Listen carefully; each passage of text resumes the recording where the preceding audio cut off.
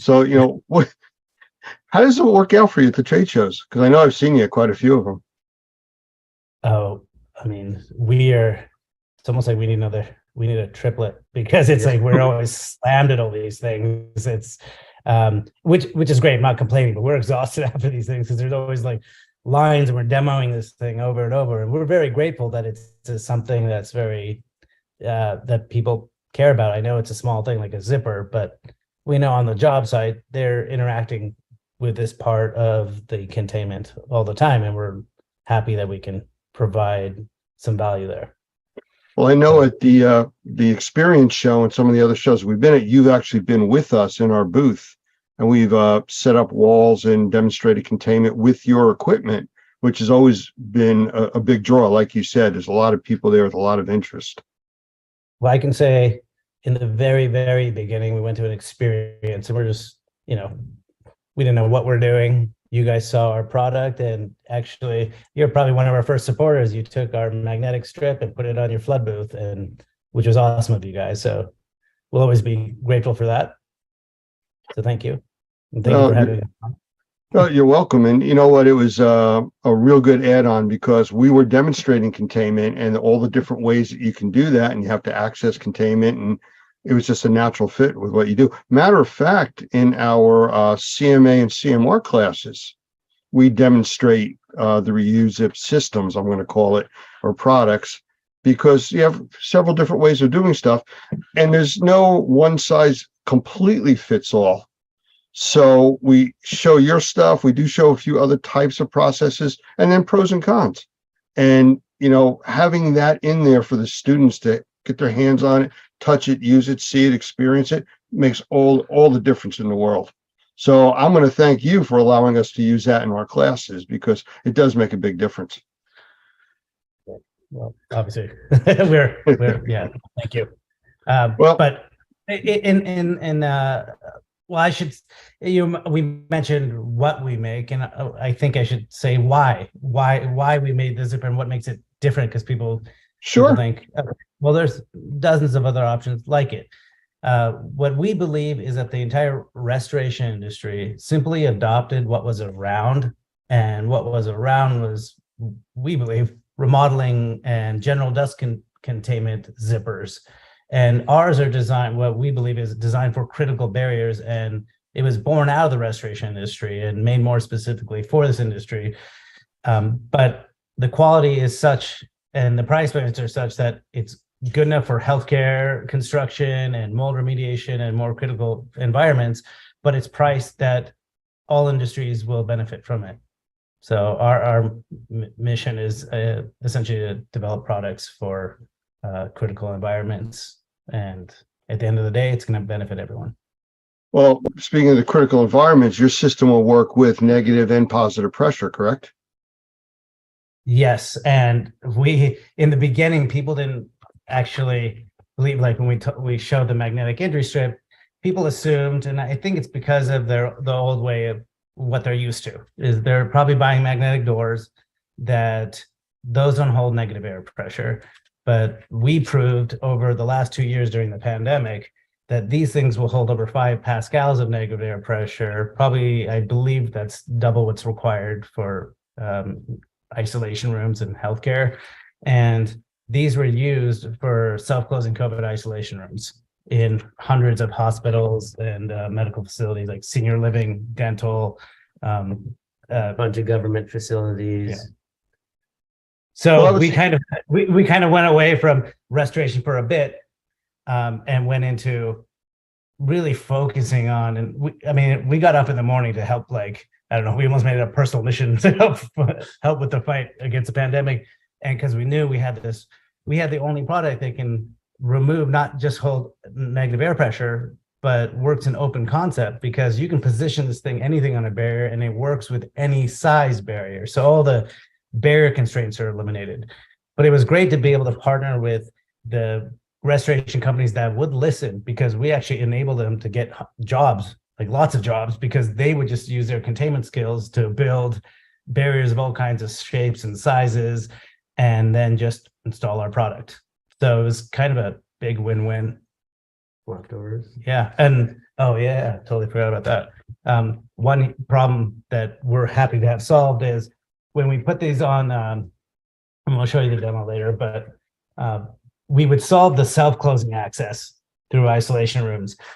And we were happy we were able to get the doctors and nurses away from using the zippers, but they had brought up, well, one problem we have is gurney access with dragging the plastic over the gurneys and all that. And we told them, well, since we've eliminated the barrier constraints, you can actually use two of them like side by side at variable widths, and you can accommodate, you can create the first ever magnetic flap door. So now we're doing flap doors and double flap doors, and our products open up all kinds of different containment techniques. And there's several from even one feature. Oh, you got it. They can go over the benefits and pros and cons. Yeah, even the simplest thing like this, which is we added a grommet at the bottom of our zippers, so you can do lockout, tag out by overlaying here and putting a cable lock through here. And people were doing that in facilities where they were not fumigating, was it the gas treatments with the sanitizing. Yeah, sanitization. And they would put the zipper on, lock it out, and let it sit for an hour. And then with our system, you can actually peel off the zipper and put the magnet in its place. The zipper and magnetic strip are interchangeable. On the same mounting strip that's already installed on the barrier. Yep. That's one of the things that I like about the system, especially for any kind of medical environment. You don't have to physically touch anything to gain access.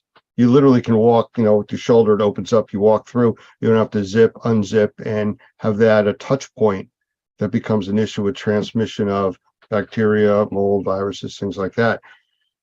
So as far as the different verticals that this could work in, I mean, you've named quite a few of them. It could go down as far as just a regular dust barrier too, not just, decon chambers and positive and negative pressure environments. Yeah, I mean, it's almost countless every day. We're getting different industries buying from us, from grow rooms, so that would be like mushroom farms and cannabis facilities, to people doing HVAC thermal control inside of trailers and RVs and retail facilities and food facilities. So greenhouses and outdoor greenhouses, which, another technique that's a good point is that we help someone doing an outdoor greenhouse where they put the magnetic strip on the inside of the barrier, and then they put the zipper on the outside because there were severe wind gusts, but he still wanted to be able to go hands-free access. So he'd go in and out and then just use a zipper on the outside. So you can actually use them in combination, which is yet another technique. And so we feel like we're going to open up the type of techniques and empower the contractors, because I mean, we've seen some skilled contractors and see how proud they are with the containments. And if we can give them, it makes us happy if we can give them more tools to do what they do even better. So I was surfing around your website earlier. I just want to see if there's anything new since the last time I was out there. And what comes to mind is it's 4 terms, but you've answered some of it. I just want you to expand on it a little bit more. The words I found were reusable, reliable seal, cost-effective, and versatile. I know you've talked about versatile already. Can you touch on some of the others? I'll give them to you again. We talked about reusable. So you're only replacing the bottom piece? All right. So let me just do a quick breakdown of the entire zipper. break down the Okay. zipper and points, what we saw with the reusability. Okay. So with traditional disposable dust barrier zippers, the complaints that we see all the time are the zippers jamming, breaking, and separating from the barrier. And, people having to use additional adhesive to keep it on there. We've eliminated all three of those, because with this, for break resistance, we have a 7-gauge zipper versus standard 5-gauge. So it's higher break resistance. There we go. The 2-layer system. So this is the peel and stick mounting strip. This will be added on. The two layers are too thick to get stuck in the zipper head. So they're essentially jam proof. and you don't need a special knife that cuts a gap or anything to create that jam resistance. You just use a regular utility knife down this cut guide, and it is the poly sheeting is not going to get stuck in there and stuck in the zipper head. So jam resistance. And then if you look at the back of this mounting strip, it's 100% high grade adhesive. You're not going to have to put on additional tape and, to prevent the zipper from coming down. We've heard about people who literally sent their technicians out to check their zippers to make sure the barriers haven't, failed, or the zippers aren't coming down. The other great thing is replaceability. In the worst case scenario, the zipper breaks. Well, with other containments, you have to redo the entire containment. With ours, peel it off, just replace the zipper, and you're good to go. This zipper is probably the same, if not less, in cost than a disposable zipper anyway. And then the mounting strip is about a third of the cost of a zipper. So continual use will actually help you continue to save money. I mean, people essentially make money off of our zippers if they're using it more than once. And if they use it only once, it's not like you're out of pocket, like extra or anything, because it's comparable in price to a heavy duty zipper. All right. One last question before I ask you to show us a little bit about how these things work. I see you have a setup behind you. Pressure and strength. As far as how much pressure can they really handle? Has it been measured? You have documentation on that? We almost say we had it field tested. We don't have it documented, but it's essentially been used in the field, measuring over 5 pascals. We hit 7. Some people got it to hold like 11 pascals. I believe at one of the trade shows, just to test the disposable zipper strength and versus our reusable, I think we did hit over 30 pascals, and some of the other disposable zippers started separating from the poly, and ours didn't. Yeah, that's ripping down the containment before our zippers even coming off. Okay. With the Velcro, it's I can't say Velcro, it's hook and loop. There's a little bit of give that you don't, and adjustability that you get that you won't get with the disposables. Okay. Well, I see you mentioned it before. You have a setup behind you. Could you give us a demo on how this works? Yeah.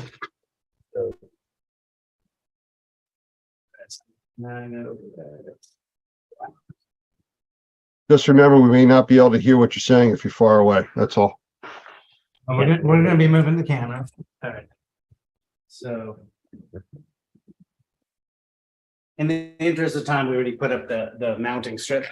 So the peel and stick mounting strip goes on just like a disposable desk barrier zipper. You'll peel and stick this on, and what you'll do is just add the zipper and put it down. You'll open it up, and then you'll just cut down the cut guide, and then you got your zipper on. Alternatively, you can cut first, add one side at a time, and once you've got it on, you also got this feature, which that's where you can either put a cable lock through the front or pierce through here and do it all the way through, and then you've got the lockout tag out with the zipper. So here's show you how we can interchange between zipper and magnetic strip. So we'll just roll up the zipper, and it has these fastener tabs right here, fastener tabs that'll hold it in place neatly. And then we got this carry bag that'll go into. I'll show you that a little later. But here's how you switch from zipper to magnetic strip. So this is the magnetic strip. Same thing, has a hook on the back, magnetic columns. And the trick here is you'll put on the mounting strip, cut it first. This way you'll prevent from cutting the magnets. So you'll put that and cut it first. you'll fold this in half. So the magnetic columns are stacked. And then you simply by one side.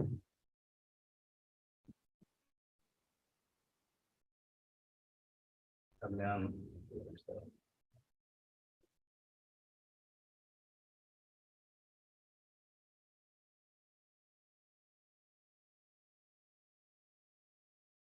Yeah.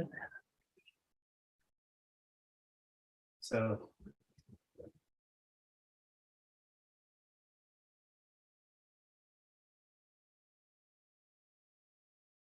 yeah, and then this is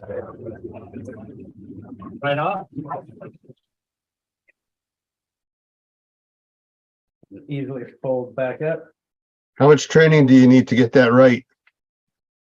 It's not very difficult. If someone's already using a desktop zipper, it's pretty simple. Very good. I mean, it does look simple. And when we've used it in class, I've never done a switch like that. I mean, we usually put one up or the other, but it's just as easy, I guess, to switch, which you just demonstrated. Yeah. So one of the first medical facilities that used our product was Orlando Regional Medical Center. And there, I believe there's a board of people that were discussing our product, looking for a solution because they couldn't hold maintain levels of the proper level of air exchange in the isolation rooms because the nurses and doctors were leaving the zippers open. They had initially they had access to our zippers, so they put those up and they wanted the magnets. They're like, okay, we'll give it a shot. They went ahead and put on the zippers because that's what they had because they needed to get something up immediately. And he said, go ahead, do that because you're going to be able to switch out to our magnets. And then they did, and it ended up solving their air exchange issue. Obviously, because the nurses and doctors are not leaving it open. But then we also proved that it can actually hold the levels of air pressure required. Then after that, more and more hospitals started kind of catching on and doing it. So we've been trying to get the word out there, but right now it's a lot of individual locations. But we had like Patterson Air Force Base, HCA, Dignity Health, Kaiser, like some of the big names, and recently Canadian Special Forces ordered for their medical facilities. So, you know, it's out there. We've proven it all over the place, and you know, this is going to help us hopefully get the word out more to industries you guys work with too. Well, we're definitely going to have this out there for our members and our followers, so they will see that. So without putting you on too much of a spot, which I don't mind doing, is there anything new coming that you can talk about? I don't want any trade secrets here, but anything new that you can let us know what's coming. If you say no, that's okay too. Let me maybe hint at it. Only because we're trying to be a little careful. Enough said. Enough said. We can go with that. Yeah. So where can somebody buy this stuff? You know what? Better to cut me off. Yes, there are going to be things, and I'll just say there are going to be things coming out that are going to they're going to add even more containment techniques, and it's like we're excited about it. It's coming soon, but Yeah, you'll see it real soon. Yeah. Okay.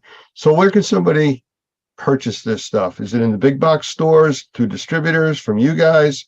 You know, where do people go to get the reusable systems? So we sell it directly online and on Amazon, but we also just recently, actually as of yesterday, just launched with Wesco Hazmasters Connie Safety. So that's in Hazmasters in Canada, Connie Safety's in the US. There are several locations of Aramco that have started carrying it. So we believe it will start going more system-wide. And we have several big distributors testing this out right now. And so hopefully it's going to be everywhere soon. No big box yet, but we have companies like HD Supply and people like that reaching out to us to test it. So, and we're in some locations in UK and Australia, and we're starting to spread. So But that's good to hear, because we've also recently been doing stuff in Australia, the UK, South Africa. So we're definitely having an impact in a lot of different locations too. And for us, it makes it easier when we refer to a system or a product or at least a type of technology, people are familiar with it, especially when we're going outside the US. So that makes a big difference. So that's a good thing. All right. How about contact info for you? What's your website for people to It's go to? www.reuzip.com. You can contact us at email at info@reuzip.com. All right. Any last question here? Any upcoming trade shows we can find yet? I think next one we'll be at ServPros trade show, their big one in Tampa Bay in June. That's their Okay. national conference. That might be more exclusive to them, but yeah, nothing on the schedule just yet. We've been focusing a lot this year on the new products that we got coming out, but we'll be back in the circuit again probably next year. Okay. Well, I appreciate you spending the time with us. I know it's a big time difference. I'm on the East Coast, you're on the West Coast, but I do appreciate you being here. And we'll do this again when you can tell us about some of the other super secret stuff that's coming out. No, we'd love that. We appreciate it, guys. Thank you very much. Thank you. Thanks, Lance. Hey, restorers, thanks for checking out a quick bonus episode of the Restoration Today podcast. I love keeping up with Normie and what's going on with Normie because when it comes to technology and innovation, Lance Eisen, who is their VP of Business Development, knows what's up. And his tech savviness is just beyond me and my little podcast here. So I'm excited to be joined by Lance for a few minutes here to talk about Normie Connect and what that is. And it's going to be a different way that restorers and cleaners and IAQ pros can keep up with everything that's going on in the industry, pretty much any possible way that you want to keep up with it. So Lance, thank you very much for joining me. I'm going to have you introduce yourself first. And I'm also curious how you got so tech savvy in the first place. Like did this start as a hobby and now you just know of all the radio platforms and podcast platforms and all these, carrying your own internet with you and building TVs and monitors? I mean, my mind is blown. So go ahead and introduce yourself and share a little bit about your background and how you got here. Well, thank you, Michelle. And I don't even know where to start with my background because it's kind of really diverse from this industry. I started with a law enforcement career for 25 years, emergency medical technician. It's kind of how I got into the technology side. And I think I've become a technology junkie at this point, on the 12-step program, I think, to cure this. But I actually do a training about technology, and one of the taglines is "Don't fear the technology, embrace it." Because if you've been doing this industry for 20, 30 years, that's great, but it's changing, and kicking and screaming, we all got to go there, just to be able to keep up. Yep. I recently got into a discussion with somebody about automation and how automation was going to replace all the workers. And I said, that's not really true. And if you look at, I use the automobile industry as an example. They used to have assembly lines with people building cars. Then they automated and brought robots in to build the cars, and they replaced all of those workers with people now that have to fix all the robots and program the robots and do all. So the manpower demand is still there. If not, it's grown, but it's a technology change. You got to stay with it or try anyways. I totally agree. That was the biggest emerging trend in the State of Industry report that came out, is related to AI, which is a little same, little different, whatever. But technology is growing so fast and people are definitely paying attention. So, all right. So explain what Normie Connect is for people who are not familiar with it. Normie Connect is a concept that really came out of discussions like we're having now. I've talked with a lot of people, and there always seems to be a disconnect of information. People are starving for information. That's why they go to the internet. The problem is when you go to the internet, there's no validation as to what you're getting, and you have to try to figure out where to go. So we looked at what we do and what we've been doing with Normie TV for about 5 years. And people seem to be really enjoying getting their media through video. So we figured, let's take it to the next step. And we started to produce as much video content as we could on Normie TV or normie.tv. Well, the next step to that would be answering the question that a lot of people have: why aren't you on YouTube? Why aren't you on Twitch? Why aren't you here? And people have their preferences. Yep. People drive Chevys, Fords, Mercedes. They have their preference. So we figured, let's put it out there so people can consume media with the flavor they prefer. And Normie Connect is really the concept of putting all the different platforms and types of media together and putting the media out there for people to consume. We are on, at the moment, 15 streaming TV channels, all the popular ones. There's even some non-popular ones that are out there, a lot of international stuff. We just added another one today as we're doing this, 6 radio streaming platforms. The one we added today boasts 50 million users a month. Wow. Those are massive numbers. Well, it sounds big, but YouTube is 1.2 billion users a month. Yeah. Twitch is 150 million users a month. I mean, the numbers are astronomical as to how much media is consumed on these platforms. And we're on 13, 14 as of today podcast platforms. So wherever you want to go, you can just do a search on Normie or Normie Connect, and you can consume the media that we're putting out there.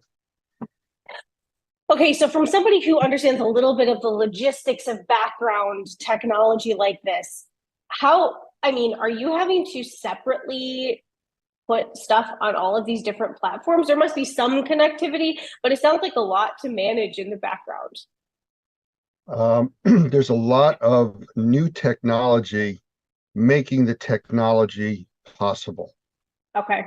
It's kind of like they couldn't develop faster computers because they needed slower computers to develop the paths to get to faster computers.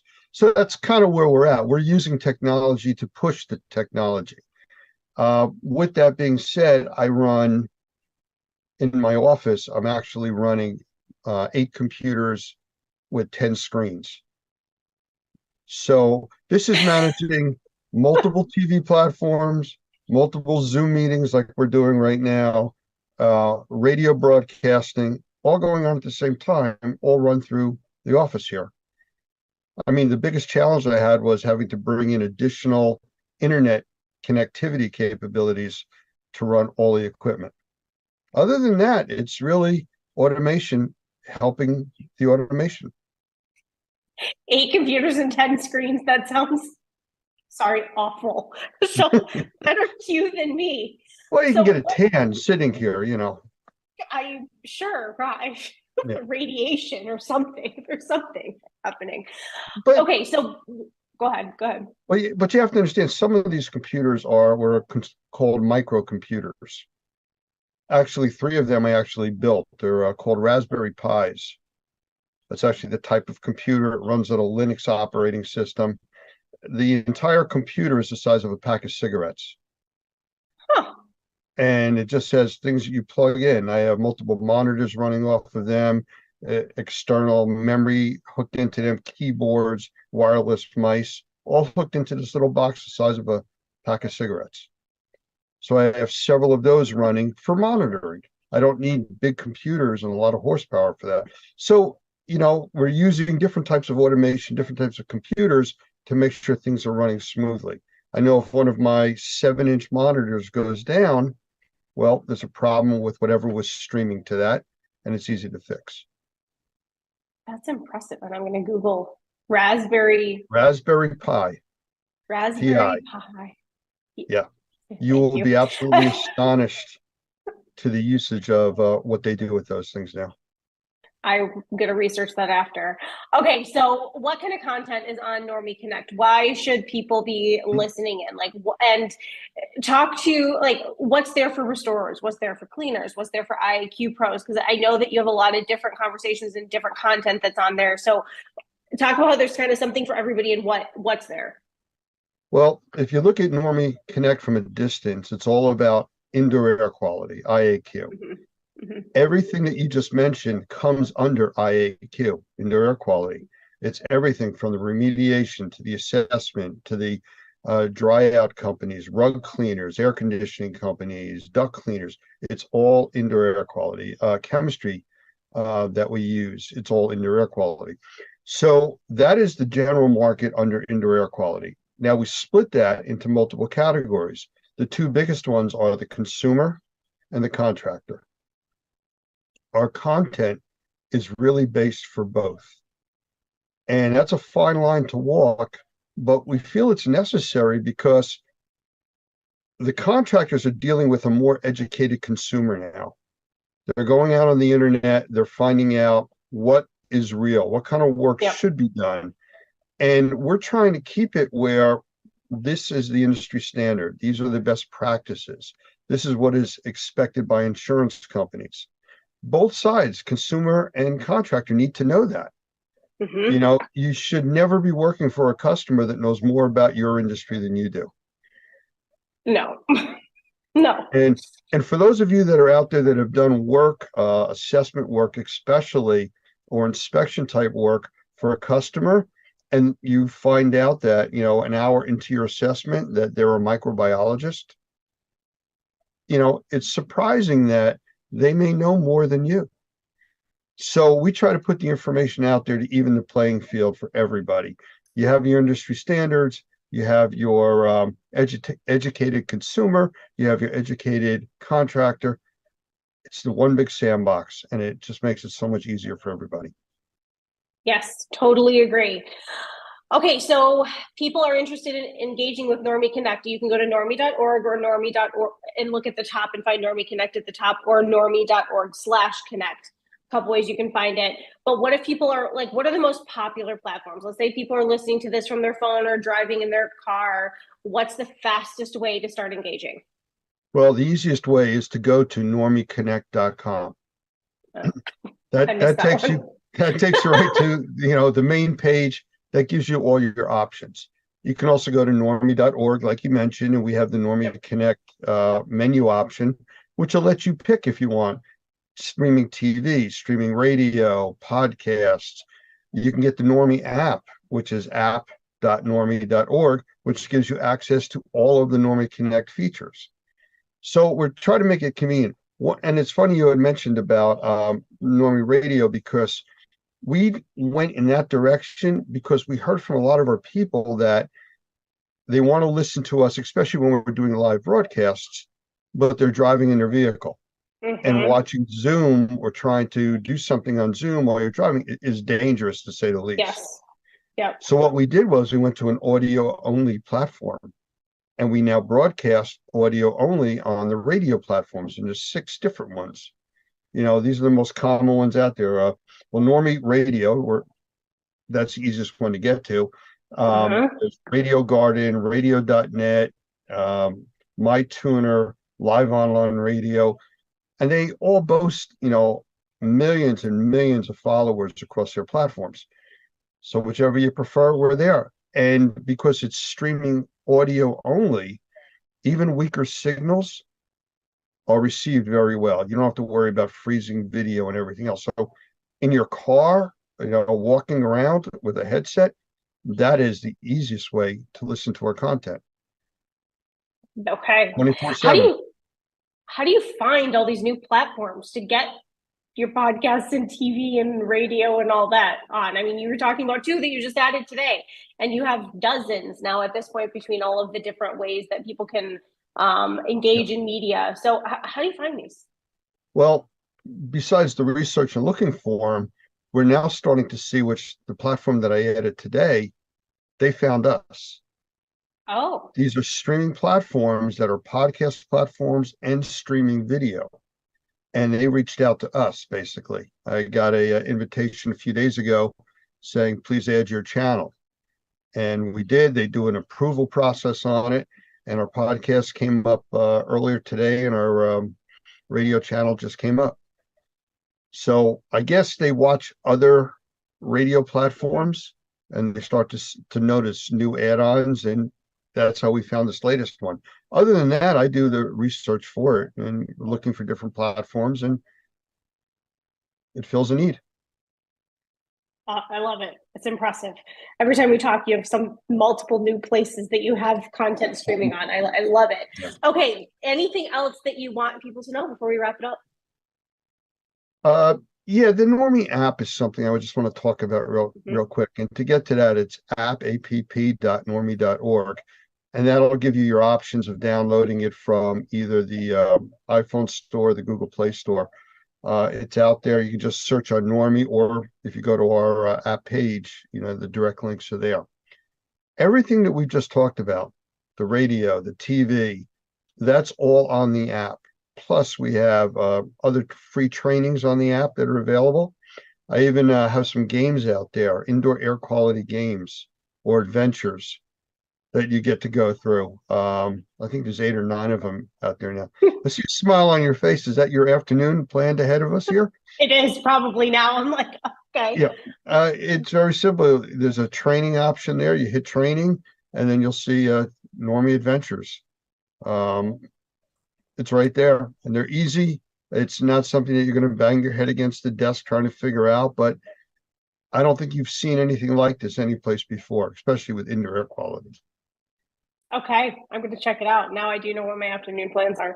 Maybe I'll have my son do it. He's very tech savvy. I like it. Okay, Lance, well, thank you very much for being here. Again, you can go to normieconnect.com or normie.org. Any way you search it on your favorite platform, it's probably there. So just search it there too. I'm sure it's going to be there. Absolutely. Lance, congrats on all the innovating. It's truly impressive. I'm always amazed at all of the things that you're doing. And thanks to all that Normie does as well. I hope you have an awesome rest of your day. Thank you for having me.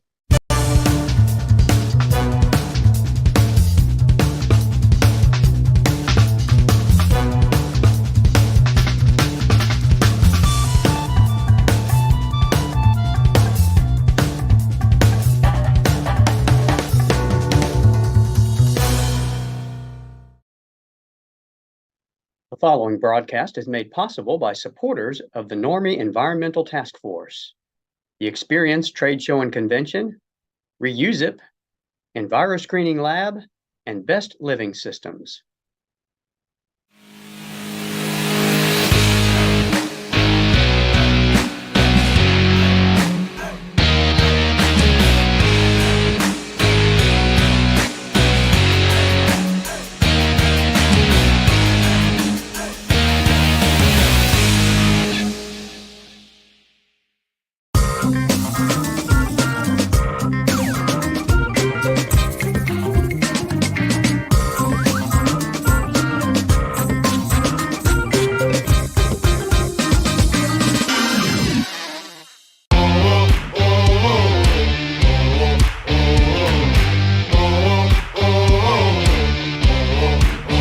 Hi, everybody. I'm Mike Balzano, group publisher at BMP Media with R&R and the Experience Events, and welcome to episode 2 of Trade Talks, Unlocking the Experience, our weekly venture into the great event that we're running right now, and we're so proud to be here. Joining me is my partner in crime, the editor-in-chief of R&R, the lovely Mildred Ingram, as always. And I'm so proud. Our guest today, he is an educator, a business owner, a speaker, a leader, a husband, a father. He's a microbial warrior. He is a gymnast, I just found out. What? And a Let's writer. get started. Hold on. He's a 50-year industry veteran. He's been to more experiences than I ever will, and he's just a good guy. Please welcome Barry Costa. All right. Woo! Hey! I know. Well, gymnast, that's in my a long time ago. Now rounds in official shape, not found on a Wheaties box, and that's me now. Hey, once you have it in you, you can still do it. Oh, yeah. That's the joke, right? What do you mean? I am in shape. I'm round, right? Yeah, there you go. There we go. And Mildred, you will Okay. visit me in the hospital if I try to do it again. Oh, no. Barry, thanks for being here. We appreciate it. You know what? We're gonna get to talk about the experience in depth, I promise. But I was looking back at your career for the 3 people who don't know. It's amazing. You've really done so much. When did you get started with the Costa Group? With a cost group. Well, actually, I had a cost group in Peterborough, New Hampshire, when Carol and I lived out on the East Coast. And then about 11 years ago, we moved to Arizona. And so it's been in existence for quite a few years. Prior to that, I had the Carpet and Cleaning Craftsman, carpet cleaning, restoration, carpet installation company that I was doing right along as well. And prior to that, it was my dad's company, Cost Group. Let's see, no, Costa Carpet Company Incorporated. You got to have your C's in order, right? And learn how to walk, keep back on my knees again. And that's how it all started when I was 12 years old. That's amazing. Then you were a public school teacher as well for 10 years. Yeah. 10 years. I taught at the elementary school in Peterborough, New Hampshire, and very proud to say I was a teacher of the year with the New Hampshire Physical Education Association. So it's kind of nice. I really enjoyed it. The kids were great and the parents were awesome. That's wonderful. And then eventually you joined like you said, your dad's company. Yeah. And here we are. It's 2023, just like that, right? It seems it was amazing. We smashed the atoms together. I was a school teacher, but I had been doing this my whole life. And in fact, I talked to my sister this past week. She came to Thanksgiving with us here in Arizona. And she said, Mom was so upset. We spent all that money to put you through Springfield College to be a school teacher. Then you started a carpet cleaning company again.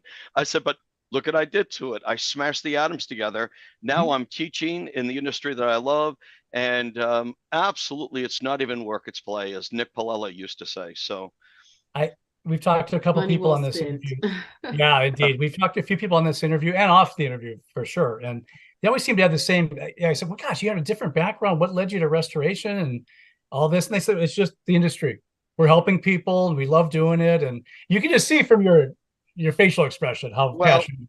Well, yeah, helping people, that's what it's all about. I look at society today and I'm going, this is not the society I want for my son. Why aren't people really coming together and helping? Even Lincoln said a house divided will fall. And look at how much further we could be if everybody just helped a little bit and supported each other rather than step on each other. But so I'm not going to be a victim. I want to try to lead and hopefully get a lot of people along with me and others that are already doing it and make a difference. That's what, I'm not surprised to hear that. It's wonderful. And that's the kind of guy. I've known you for a year. And honestly, you're one of the best people I know already. Then you don't know very many people, do you, Michael? I mean, I feel you're in the top 5 for sure. No, very Now how many experience events have you been to? All of them except the very first, Gotcha. Which was the Luxor, way back in 1999. And that was actually when it was Connections, and 4 associations came together to create that first meeting of connecting people together. And but every experience I've been to. That's amazing. And your role it's probably changed quite a bit throughout the years, I would think. Oh gosh, it really has. And working with Larry Cooper all those years, Larry and I have been best friends for so long, and I'm really happy to see him move now in another direction. He's going to build some new things. He wants the baby that they grew, obviously, to grow, and it's in great hands with you guys. That's why I said when you asked, hey Barry, would you mind helping us? Absolutely. I mean, it's all about the event. And part of that event was being with your friends and doing things with your friends. But yeah, I've been involved in every one of them, the experiences, and each one is its own unique energy. It's hard to describe. And it's so funny how themes begin to grow out of them with each one. Almost naturally. And I've only been to 2, like absolutely. They do naturally grow. Yeah. It's the people. It's the people.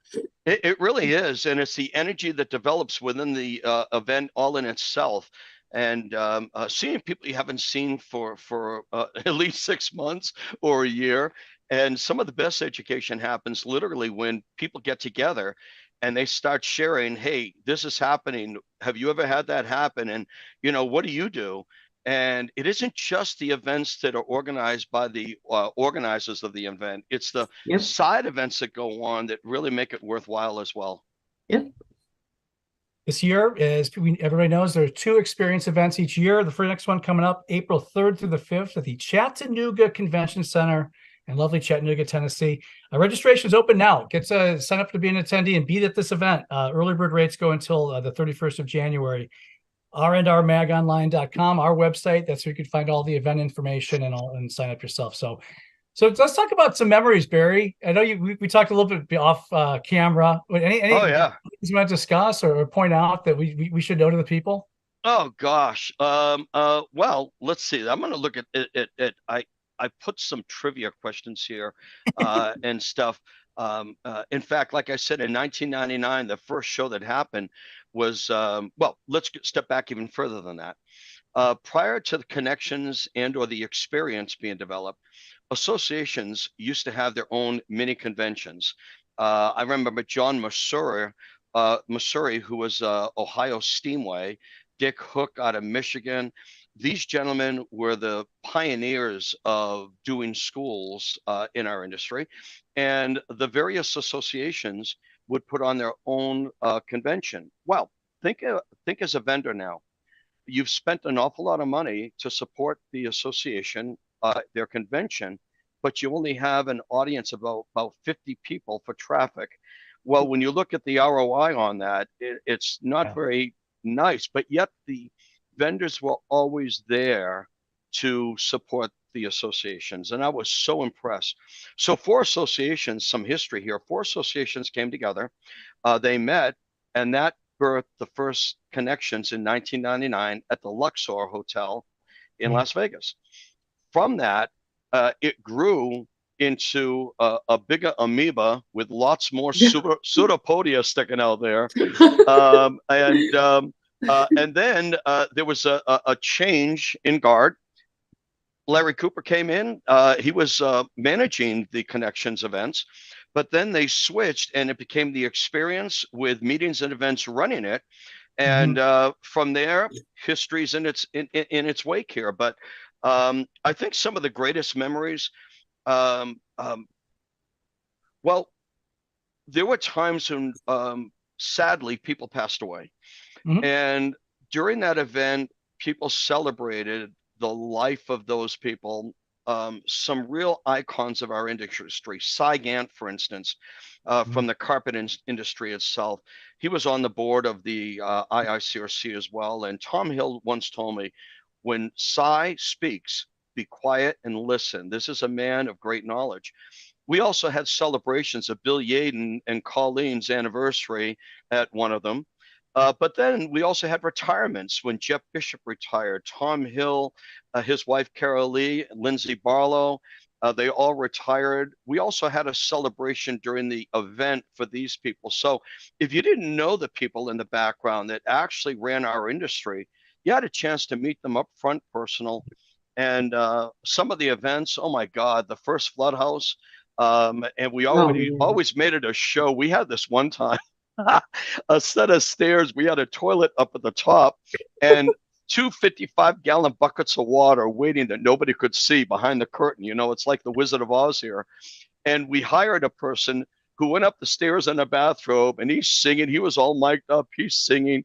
This is how we allowed people into the trade show. They walk over, they're watching this guy just hamming it up like crazy. He sat down on the toilet broke. He fell down the stairs. Yes, he was a professional. All the water's coming with him, and that's how we introduced the Flood House. So we've always tried to have a great time with people and set the tone of it isn't just education, guys. You know, we work our tails off. Let's get together. Let's have a great time. Let's have a party. And yeah, let's learn too while we're at it. When was that? When was the first Flood House? Where was the first Flood House? You would ask me that. I think it was. I think it was at the Hilton. Okay, because we in the order we went from the Luxor to the Riviera. The Riviera was always known as being smoky. We didn't really like that. It's place. A lot. We were there once. Then the Hilton, Las Vegas Hilton. Then we went to the Mirage, Paris, and now we're at Caesars Forum, as we will be in September. I think it's what are the dates, Mike, for September? September 4th through the 6th, the day Yeah, after 4 to Labor 6, Day. yeah. And it's going to be at the same location as we were last year. But there's been a flood house at every one of those events in Vegas, starting with the Hilton, at least. And we've had it ever since. And then even the pavilions have increased in size. We've had vendors like Phoenix and Normie building their things. Clean Right in the center field of the trade show would do some hands-on. So, everyone wants hands-on. Come to the show. Yeah. You're going to get plenty. That's Well, the that's- experience. That's the Yeah, that's- experience. Well, That you has know what? been- I'm going to step back. I hope you don't mind me dominating here for a second. No, please do. You asked about a memorable time that it all of a sudden clicked. It was really interesting. In fact, I sent you a few files of the history of the event. At the Hilton, up on the 28th floor, there were 3, huge rooms. They were the best rooms in the hotel. And we didn't I interviewed the Hilton staff to find out if they had some problems with their carpets that could be fixed. So they sent me a bunch, and we actually took a crew of people during the event, went up and did live repairs on their carpet.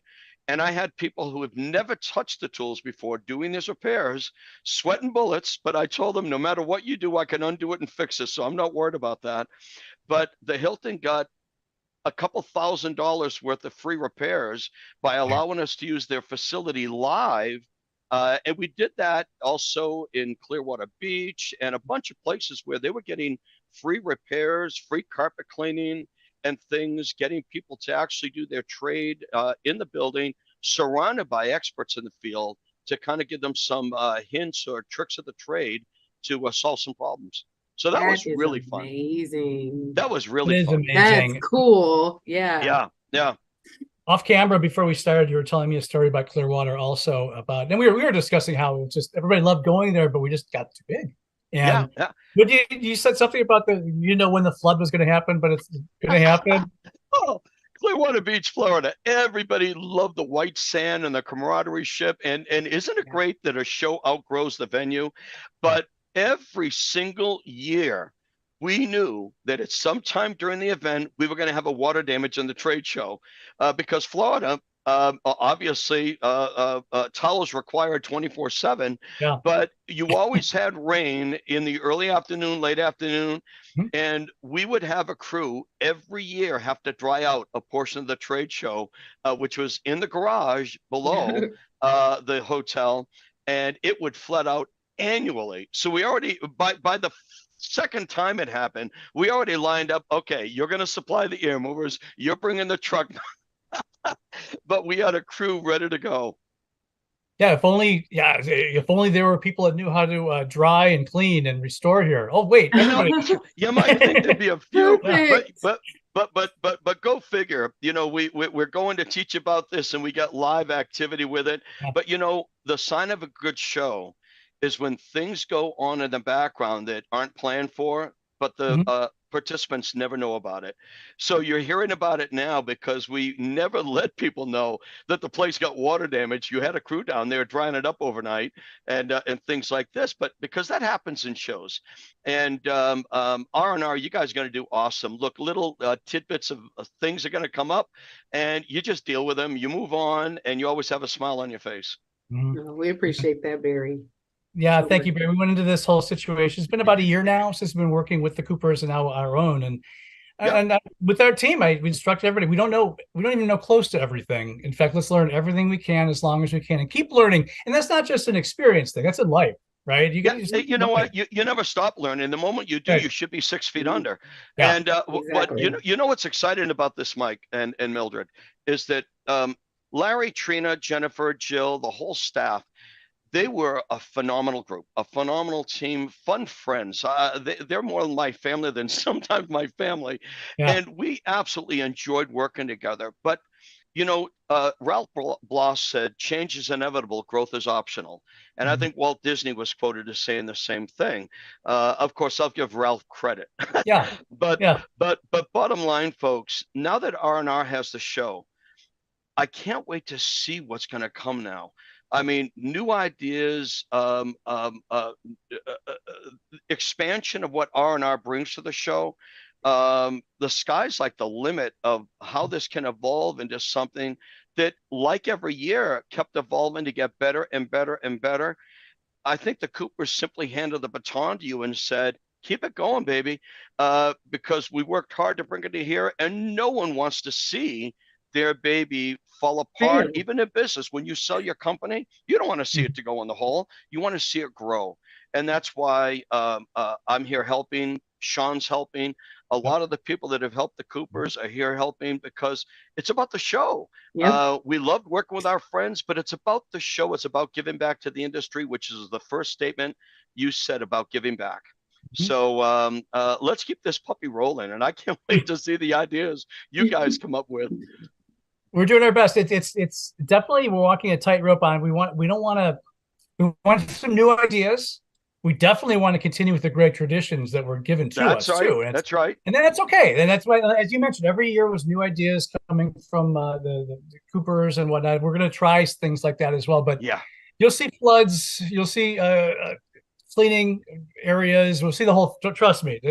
Like I remember talking to Normie last year on the floor, and people are like, oh, they're going to change the name. They're like, no, come on, we're not going to do any of that.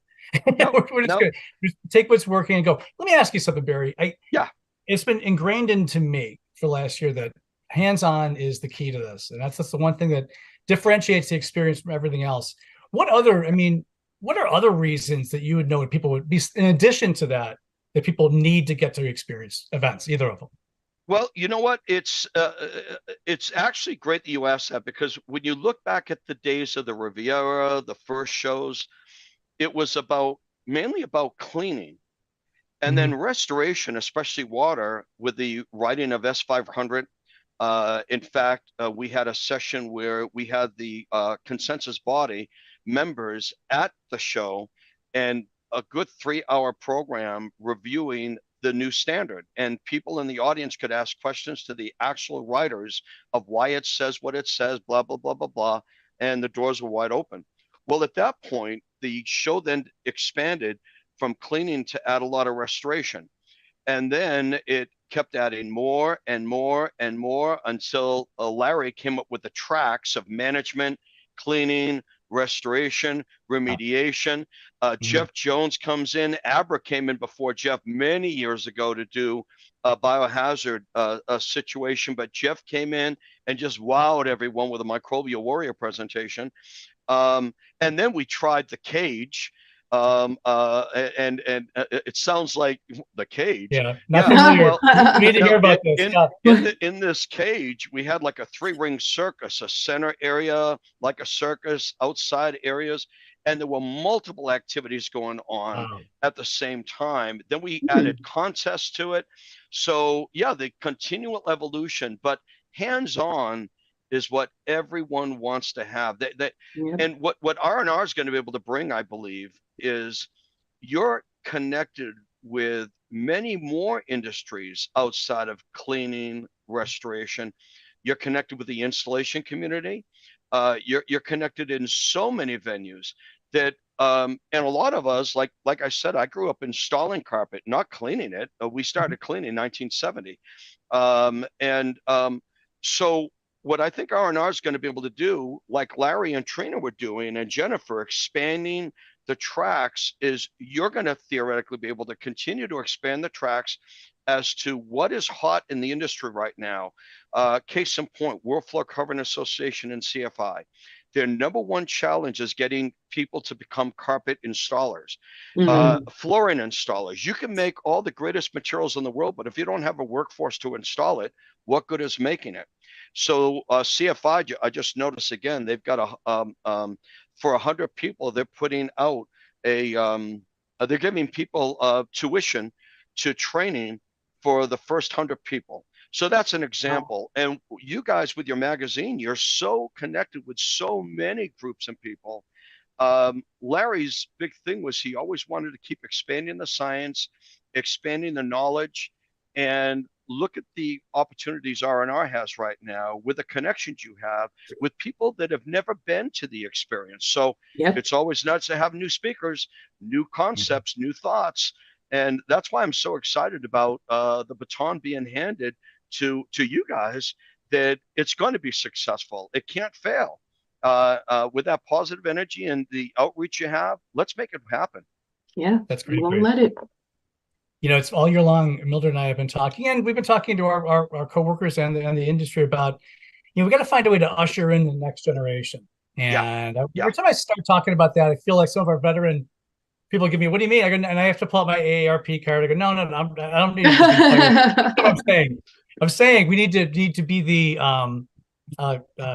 mentor to the next generation. Bring them in. Sure. And I talked to Jeff Jones and some other people who speak almost every time about our experiences, and said maybe we'll wait till Las Vegas. Let's get a couple new people, and there's new ideas and new things in here, and I want to make sure they're not offended, and they get it completely. We need them around, like you and me and Jeff and all those people. Well, like you said, the constant expansion. Normie brought in a Spanish track for those that Espanol is their primary language. And you're absolutely correct, Michael. We have new people come in that aren't seasoned veterans in the industry. This show to them is one huge, I'm lost. It's kind of like surface. I'm lost. There's so many things going on. So some guidance for them to say, hey, welcome into the industry.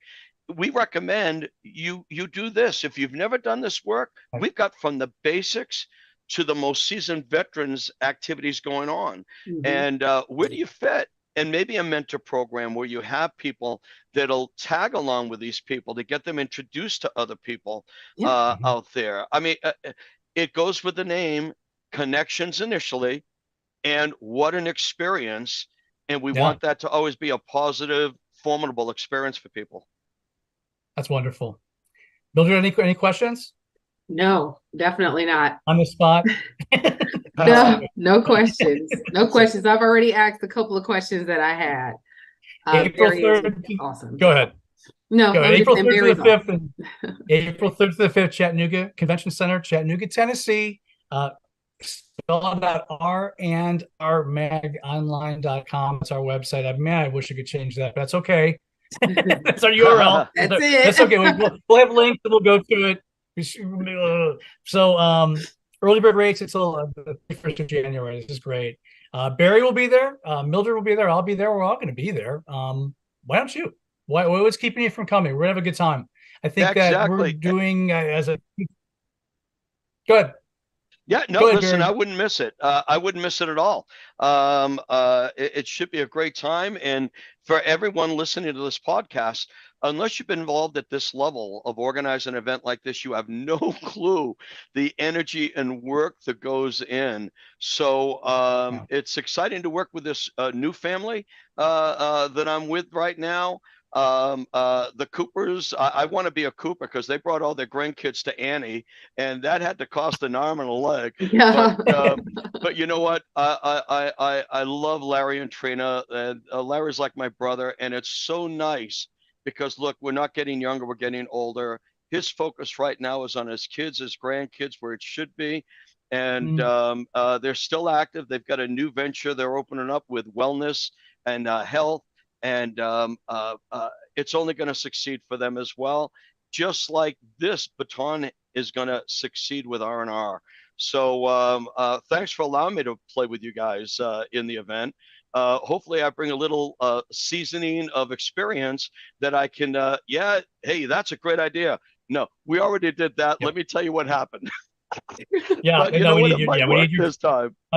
I've told you 100 times, we need your brain, Barry, badly. It's like a scarecrow occasionally over here. But I got a trick question I'll leave you with. This is a hard one for somebody of your stature, but do you have a favorite experience moment that you can think of? What, that was quite funny or whatever? I'll never forget that. I know. I should have warned you about that. Well, you know what? I have to be selfish for once in my life, okay? Because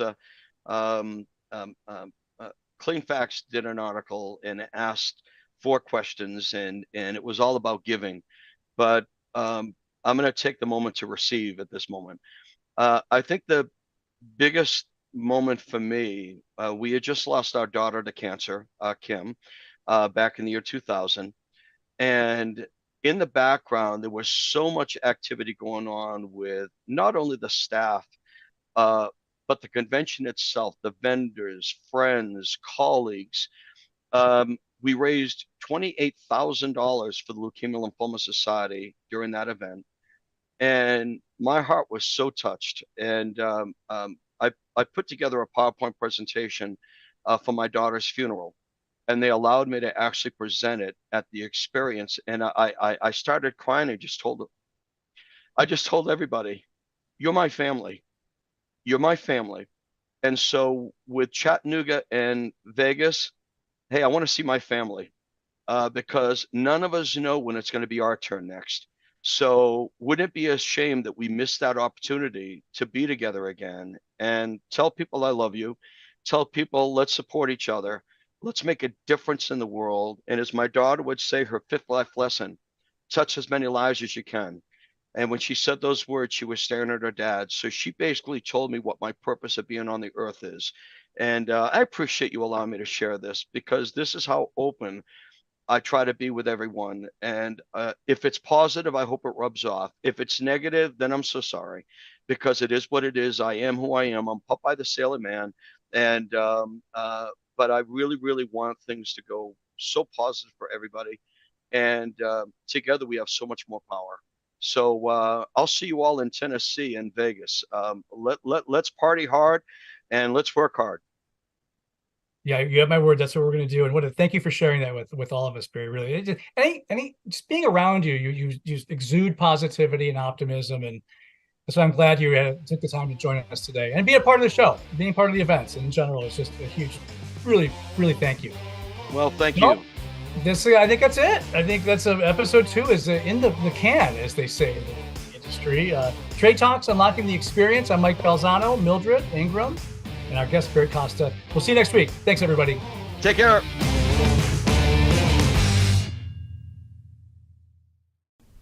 When you start on the pathway toward professional success, you have to know what the goal is and how to get there. Normie exists to help in that process. It's not just about taking a class to get a license, but also about starting on a pathway to professional success. Whether you want to work for yourself or be the best qualified employee on the team, this path will take you there and help you succeed.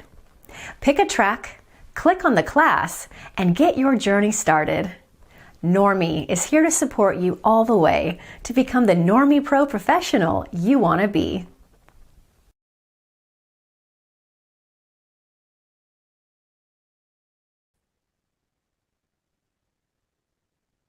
I want to welcome my next 2 guests, Doug Hoffman from Normie and Larry Cooper from Restoration Journeys. Now, there's a special synergy between the 2 of them, so this interview is going to be a little different. Normally, I'd be asking questions and doing a Q&A, but I am just going to tee this up for the 2 of them because they seem to have conversations that just go in all kinds of directions, so it's really good to watch. So the main focus here is Restoration Journeys is having a special event coming up in April. I'll let them talk about the dates and the timing on that. But we're also having a training associated with Normie at the same time. So this will be a learning event on the beach in Mexico. I'll leave it at that. And Doug, I'm going to turn this over to you and let you and Larry have a conversation. Great. Thanks, Lance. Yeah, I was going to grab the mic because I got all kinds of questions. But I want to set this up if I can. I'm very excited to announce, for those of you who don't know, Normie has a 20-year anniversary. We were actually founded in 2004, which means 2024 is our 20th birthday or 20th anniversary, however you want to look at it. And I'm so excited about this. I was telling somebody the other day that when you've gone through the financial crisis of 2008 and 9 and the pandemic of 2020 and you're still surviving, I think that's a pretty good sign. Maybe you got something important to say. And we've just been so fortunate to be able to build a really strong trade association across the years, teaching and filling, I think, in some ways, a void for some of the training that's out there. Many of you know Normie, the national organization of remediators and microbial inspectors, is the only trade association right now that's approved for all of the states that require licensing. And that's huge. We do training on both sides of the industry for assessment and remediation. And we do a lot of certification on indoor air quality, which, as we know, since 2020 has become kind of a big deal, breathing clean air. And so we've got a lot of things that we've been doing over the last few years. And I just want to tell you at the onset of this discussion that Larry has been incredibly instrumental in throwing us in front of this industry. We, in a lot of ways, were kind of in the background. A lot of people didn't know who we were. In fact, I'm going to ask Larry to start that way. When we first met, he didn't know who we were. And that's only been a few years ago, but apparently even he likes what we do. And so he made an effort to put us in front of the industry. And so I'm going to introduce Larry. If you don't know who Larry is, he worked with the IICRC for many, many years. He was the owner of The Experience, which is one of the best conferences in the restoration industry. And so, Larry, tell us a little bit about yourself, and maybe you can mention how we met. Fantastic. Hey, thank you. 20 years, that is something else, to say the least. And it's really been a joy to work with good people like you and Lance and others that I've met at Normie. It's just been fantastic. So I got into the industry when I was 15 years old. I did my first water damage job in 1973 and learned a lot about what we don't know about the industry. And we're still learning today, to say the least. But what I can tell you is that education is so critically important. Certification is vital when you're doing these restoration and remediation jobs, and ongoing relationships with other companies, with associations, really makes or breaks your own organization. So I met Doug through a gentleman at ISSA, and he said, "Well, you know Doug, don't you?" And I'm like, "Does he know me?" I don't know him. But nonetheless, we met a couple of days later, and we just clicked. I mean, you know, an honorable, fantastic person is easy to work with, and it makes the relationship so much stronger. And you guys are all amazingly lucky to be able to work with Doug Hoffman. There aren't many Doug Hoffmans in the world, and he takes care of what he says he's going to do. He takes care of his members. And my relationship with him with the Experience Convention and Trade Show was he always over-exceeded my expectations of what was going to happen. They did more hands-on remediation and restoration than anybody else. It was just fantastic to watch. So we started the company called Restoration Journeys about 14 years ago. And really what it's about is having educational programs somewhere in the world. And the reason we do it somewhere in the world is so that you can combine travel, relaxation, networking, meeting new people with great educational programs. And our goal is to make sure that you're pampered wherever we are, but we're going to be in Puerto Vallarta at the Marriott Resort and Spa. And this all-inclusive location is just wonderful. So it is great to have the opportunity to meet new people there. A lot of folks make lifetime friends at these events.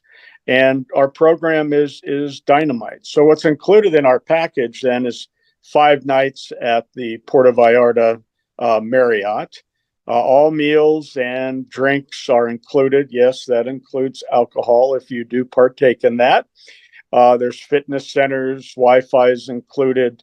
All your taxes, fees, and gratuities are included. And there's optional excursions and tours if you want to go on them. And yes, children are welcome. So the good news is, for us at least, is we only have 4 rooms left. And so that's exciting. We've come a long way, and April is a wonderful time to be in Puerto Vallarta. And it's also a great time to gear up for the busy season, which starts throughout the summer right into the fall.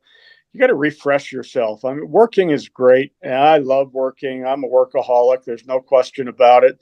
I retired for at least 2 weeks and decided that was stupid. So I have a whole new business plan that I'm working on right now. But you've got to take time and refresh and take a look at what you're doing and how you're doing it, and find ways to generate opportunities to just make a difference, not just to yourself, but to your employees and your customers and the world. So that's kind of what this is all about. It's a lot of fun. And Doug, I'm going to shut up and talk because I did a lot of talking right there. Well, you did, but that was good. I was going to tell you that when you started in 1973, I was 4 years old, but that's not liar. That's not exactly true. But yeah, I've been married a year already. But anyway, yeah, we've got a lot of history behind us. I think the thing that's so exciting to me is that one of the things we've learned with our training, the training that we've done, is that there's something cool about a destination location and being able to go to a place where you get the opportunity to relax, but then get some education. I think that's a huge deal. But the other thing is that the networking opportunity is gigantic. And so I think those three aspects of this are really big to me. One is going to a place that's very, very comfortable. And of course, in April, where wouldn't you want to go except to the beach? I mean, hello. And then so you're going to a place where you're taken care of like a king. You get all your food and whatever else you need, all the rest you need on the beach. But the second thing is getting really good training, which I want to talk about for a second, at least what we're doing on our end. And I know you've got some other things planned, but then also having some network events. I think we're talking about maybe doing a little birthday party for Normie, and maybe we can do a really good networking event. One of the things that we learned in this industry, and Larry, you've spoken to this before, you've talked with me about this. One of the frustrating things in our industry for years has been this lone cowboy kind of, I'm going to do what I think is right, and I'm not going to talk to anybody else, and I'm not going to share my secrets to the business. That's all changed. And I think what's changed is the foundation of science that's now really, I think, driving our industry. There are no secrets. People are able to talk with each other and help each other. And the truth is that even if I had a small restoration company or even a large restoration company in New Orleans, Louisiana, there's a whole world out there that needs what I do. And I can't take claim on that entire market. So talk for a second, if you would, about what you've learned in terms of how this networking has become so important in our industries. Assessors talking to remediators, talking to restoration companies, talking to insurance adjusters, et cetera. Well, and you hit it on the head with the industry has advanced more in the last 5 years than it did the previous 25 years in knowledge about science and technology of what we're doing on jobs. When I first started in the business, there was very little information, and today it's hard to keep up with it. I talk to a lot of people that say, oh, I went to a class 20 years ago, I'm just fine. You're not.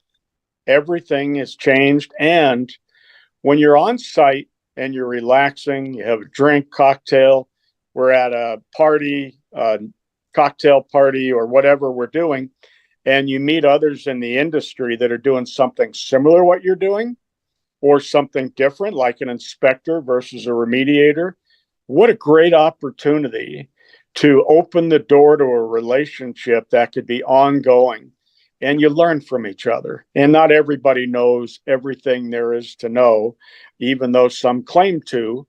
We're all in a place where we need to learn about what's happening out there in the real world and learn about the science and technology and actually the operation of applying it to our jobs.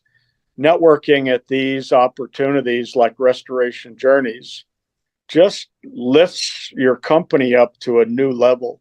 And if you get into a job situation where maybe you have questions, you've got people that you can contact. You can call and say, hey, have you run into this? Hey, what's your suggestion here? Or Maybe they're calling you because they have a job that's way too big and they need help. Maybe you want to go help them. So, I mean, there's a whole different world out there with this networking opportunity and the collaboration that's built. We've been doing this for quite a few years. And I've got to tell you, there's some friendships that have been molded at these events. I'm just always amazed how close everybody is. And it's really a great opportunity to welcome others in the industry to come join us. Yeah, so talking about the science, I don't know if I've told you this story or not, but it is kind of interesting. One of our trainers talks about a conference that he went to several years ago where they had a room full of people, maybe 200 people, and the speaker got up and he said, okay, so you've got this house and you've got a truckload of air movers, and you've got a water restoration job you're going to do. How many? And he gave him all the calculations. He said, how many air movers do you want to put in the job? And he had people guess, this many. He said, no, whatever you have on the truck. Well, that is one strategy that may or may not work, but well, unfortunately, I think that's the way the industry in a lot of ways has been driven. Not so much now. And truthfully, the class that we're going to be teaching, the class that we've got for 2 days in this particular event, is called ISSS. It's interesting. It's called Indoor Air Quality Strategies, Sampling, and Solutions. And so what we're doing is we're taking a couple of modules that we typically train in our regular licensing class, and we're saying, okay, so I'm going to develop a strategy for what kinds of samples and how many samples I'm going to take on this particular project, because that strategy that you develop is actually based on that particular environment, where the complaint areas are, how large it is, airflow, what kinds of contaminants you're looking for. And so developing a strategy on how to take the samples is always answering the question that a lawyer is going to ask you, and that's why. Why did you take that sample? Why did you take it there? So that's one section of this class.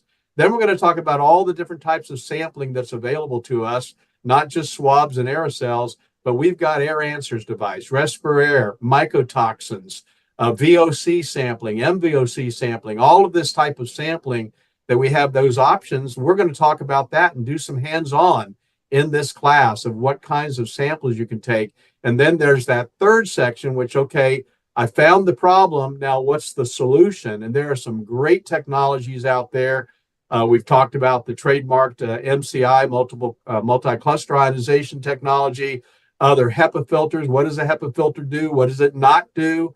All of those kinds of solutions that we're going to offer. Fogging, we're going to talk about that. What's dry fogging? What's heated fogging? How does that work? How does it supplement the process? So we got a lot to talk about in 2 days, but that 2-day class, which is really exciting for us, will give anyone who has a Florida license 14 hours of continuing education. And if you're in the state of Florida and you have a Florida license, either assessor or remediator, you have to have 14 hours of continuing education by August of this year to actually get that license renewed. And that's what this course will give you, those 14 hours you need. So that's what I'm going to be teaching about. What else have you got going on, Larry, on the training side? Well, I wanted to ask another question or make a comment, which is we have people coming that are in the water damage restoration business. And for a long time, we didn't really understand in that industry what testing was about, why it was necessary, and why we as an industry really need to understand the importance of what's happening during testing, what those results mean. Now, not in every case will you do your own sampling. You may have an outside person there, but you may be in Bozeman, Montana, and there isn't someone there to do sampling. And so maybe you are doing your own sampling and you really need to learn the protocols involved. So this class is fantastic, and it's a great opportunity for our industry to really dive in and understand more about what's going on. Well, you're exactly right. And let me just tell you this, because this is new. You didn't know this, but we just added into our CMR class, the remediator and restoration class, water testing, because when you go on a project you better know whether you're dealing with Cat 3 water or not. And the way you do that is with testing, water testing. So we've got a sampling tool now that we can use to test for that, which is going to make it easier, oh, by the way, to get your insurance carrier convinced that the problem has to be solved. So the lick test won't work anymore? Yeah, it'll work one time, just one time. Well, we were looking at your class and we said, the one thing that people need help with, and especially me all the time, is social media, marketing, and getting jobs. And so what we decided to do was to add a 4.5 to 5 hour workshop, hands-on, where the attendees are all welcome to come. There's not an additional charge, but you bring your computer. We're going to be working online and interactively to learn more about social media. And so we have your own Lance Eason teaching with Becky Tomino, and myself and my daughter Jillian will also be assisting. And, we've learned a lot from Lance and Becky, and we try to apply it all the time. But, something that's critically important that I'm going to teach is presence on a video. How do you sell yourself and your knowledge to a customer when you're talking right into social media? How can you get them to pick up the phone and call you when there's an emergency? So there's a lot to learn. Becky's taught us so much over the years. She's coming in from Texas to teach for us for a couple of hours. Lance is going to pick up a big part of it also about all the different social media areas. And you guys do some amazing work getting the message out about Normie. And we all have a lot to learn, and we don't want to take up a whole day, but we want to take up some valuable hours where we can all learn from each other, and especially from Becky and Lance, about how to improve your own social media. So bring your computers. That will be the first day. And then the next 2 days we'll be working with Doug and his team. And so there's a great education program. But I know there's a pool right outside that is the biggest pool I've ever seen, with a swim up bar. And right past the pool is the ocean. So there's a few distractions that could get in the way of the success of these classes. But really, the class will be really successful if you do take the time to relax. You bring your wife, spouse, partner, kids, whoever it is, and enjoy. And at this point in time, Doug, we don't have a lot of rooms left, thank goodness. Yeah. But we are really excited to add a few more remediators and restoration companies to come join us. And we're really looking forward to meeting everybody. And what a great opportunity to just kind of breathe a little bit and let it all out before you jump back in when you get back. Yeah, you know what my wife said when she saw the flyer, Larry? She said, well, it looks like you've got a lot of classes to go to while I'm at the beach. So, that's a smart woman.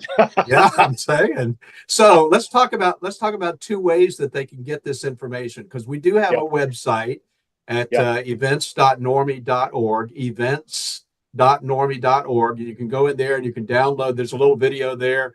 You can download the flyer, and that'll give you contact information to get directly connected to Larry. And can I say this? I think there's also, aren't there some payment options that they might be able to do if they're running a little tight on money?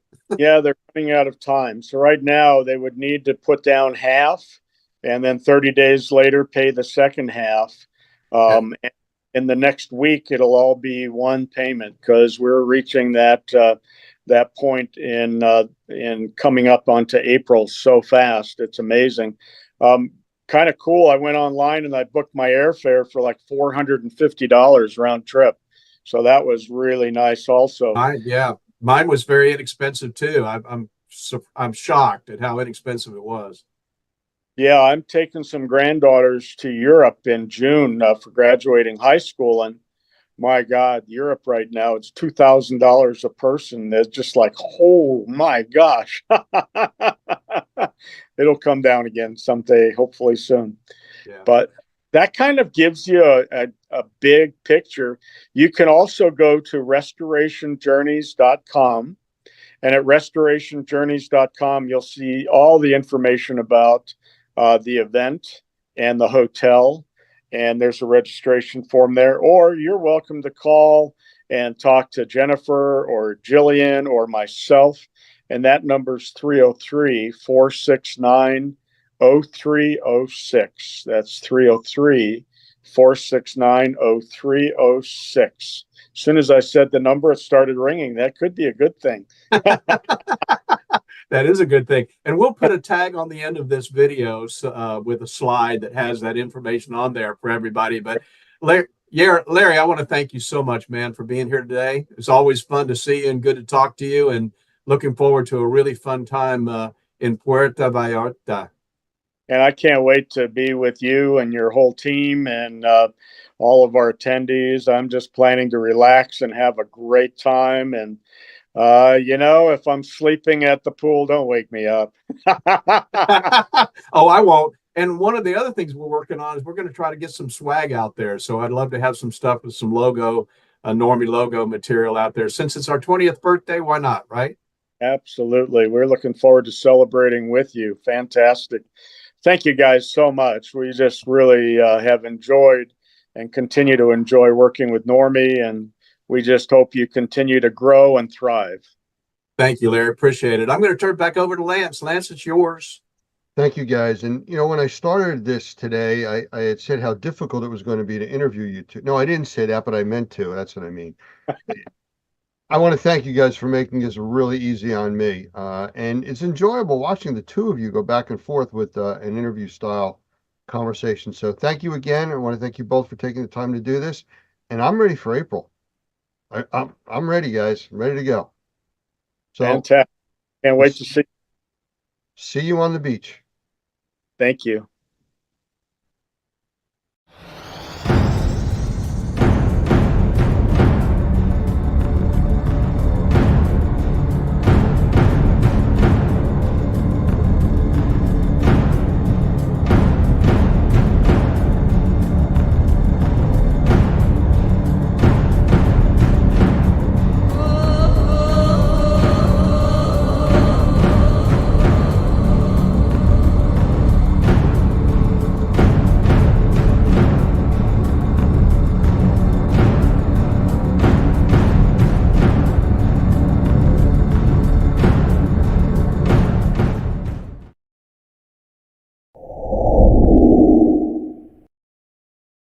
I want to welcome today's guest, Dan Reese, who is and I'll use the terminology that he prefers, a wildfire strategist and aviation advisor.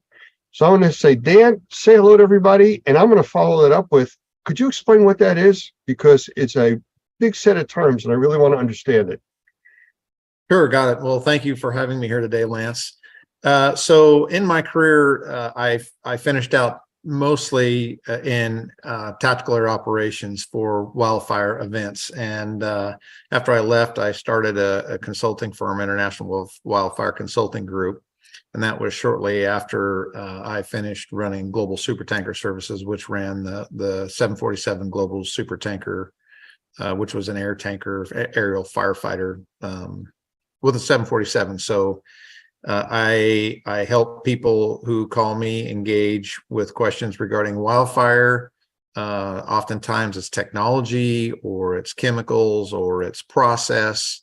It might be, something along the lines of NASA presentations for people who want to engage with NASA, or new equipment like say a fire nozzle. People who want to understand what it takes to engage in the wildfire community is pretty much what I do.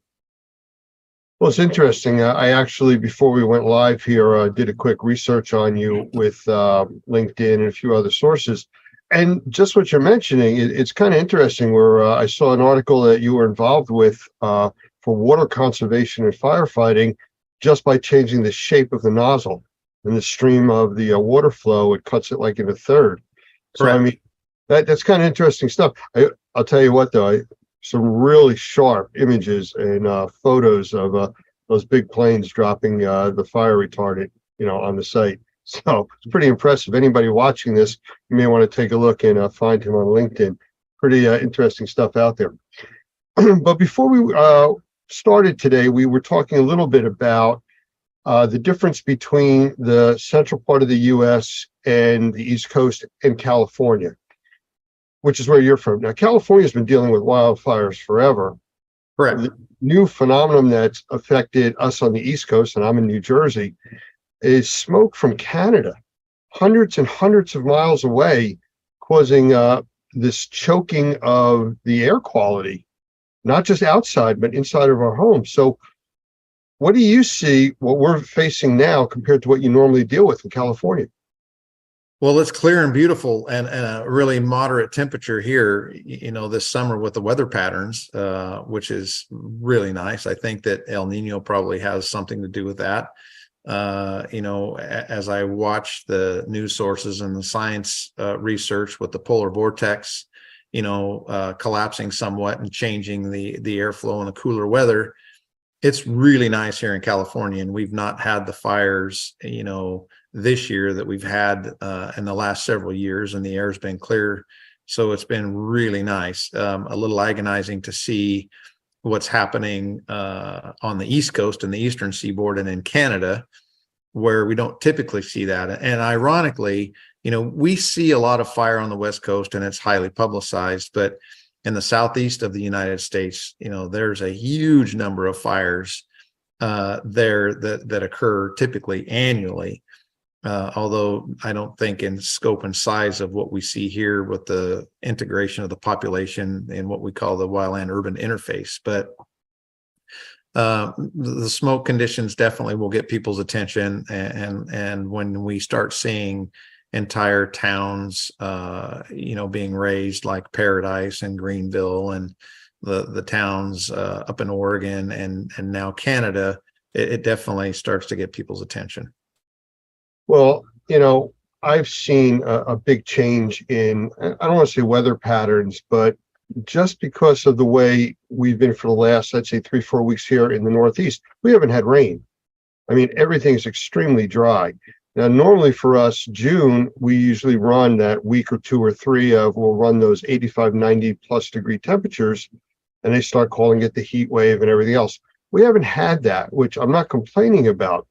But the point I'm trying to get to is when these fires produced this smoke that came down on the New York, New Jersey area, we actually got a glimpse of almost the start of what a nuclear winter would look like. And yes, it sounds very dramatic to say that, but we were barely getting to 70 degrees when the normal temperatures are 80, 85 for us here in New Jersey this time of the year. And we were told by the Weather Channel and all the other officials that are talking about it, that there is so much smoke in the air, it's blocking the sun from its normal thermal heating during the day. I mean, I have solar panels on my house, and I see my production was down, at ground level. It was horrible. So this is what you deal with out in California. We're only getting a glimpse of it now. And truthfully, we've been spoiled, out of sight, out of mind. We hear about the fires in California and okay, on with our business. I mean, this brings it home to us. And I think it's an opportunity for you to explain to us what we should be expecting and, what happens. Because